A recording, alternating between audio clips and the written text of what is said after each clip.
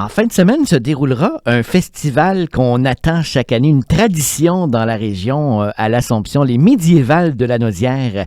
Et pour en parler avec nous, ça me fait bien plaisir de recevoir Prunelle Thibault-Bédard. Bonjour Prunelle. Bonjour. Comment ça va aujourd'hui? Ça va super bien. On est dans les derniers jours de préparatifs, donc bien enthousiaste. On a bien hâte au festival. On est fébrile pour en fin de semaine. Je le disais, c'est un peu devenu une tradition dans la région, les Médiévales de la Naudière. Ben oui, déjà une décennie de succès à l'Assomption, toujours, depuis l'année 1.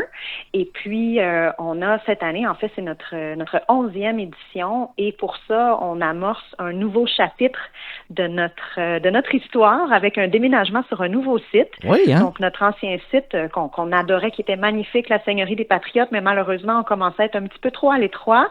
Et côté accès, c'était un peu plus compliqué aussi. Ça prenait absolument un véhicule. Là, on se rapproche, on est au centre-ville de l'Assomption, donc vraiment plein d'avantages là, pour les festivaliers. Ben, justement, parlons de ce nouvel endroit où va se dérouler le Festival des Médiévales de la Naudière. C'est en plein cœur de l'Assomption. Exactement. On va être au parc Léo-Jacques, qui est donc dans le fameux méandre là, de l'Assomption au centre-ville. C'est un parc qui nous offre là, une superficie facilement 2 à 3 fois plus grande que ce qu'on avait auparavant. Donc, ça va permettre d'accueillir plus de visiteurs. Les visiteurs auront bien de l'espace là, pour se promener confortablement. On a aussi déjà, là, on a vu que nos exposants du marché des artisans répondaient vraiment à l'appel. Puis là, grâce à cet espace plus grand dont on bénéficie, on va avoir cette année notre plus grand marché des exposants de toute l'histoire du festival. On accueille plus de 50 exposants, c'est du jamais vu. Donc, déjà, c'est quelque chose qu'un espace plus grand nous permet de faire. On est bien contents. Les médiévales, ça s'adresse vraiment à tout le monde, les petits comme les grands? Oui, tout à fait. Puis tu sais, il faut pas. Parfois, là, on a l'impression que c'est peut-être une thématique qui concerne seulement certaines personnes qui ont des intérêts bien particuliers, mais c'est pas le cas. Là. Ah non, on a vraiment une programmation qui est diversifiée, qui est grand public, qui est accessible à tout le monde, qu'on aime l'histoire ou non, qu'on ait juste envie de passer du beau temps en famille. C'est une sortie, dans le fond, là, unique, qu'on ne voit nulle part ailleurs, puis qu'on a l'occasion de présenter là, aux familles de l'Assomption, de la Naudière et des environs. Les activités se déroulent, Prunelle, sur 2 jours, samedi et dimanche prochain. Parle-nous des principales activités auxquelles on convie la population de la région. Bien sûr. Bon, je peux pas faire autrement que commencer par le tournoi médiéval.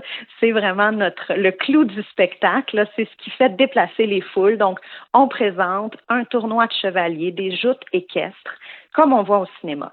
Donc, les chevaliers en armure, des vraies armures en métal, sur leur cheval, avec une longue lance. Et là, on a le fameux face-à-face là, des 2 chevaliers qui courent l'un vers l'autre et qui vont essayer de toucher l'autre chevalier avec la lance. Donc, c'est une compétition sportive. Ce n'est pas arrangé avec le gars des vues.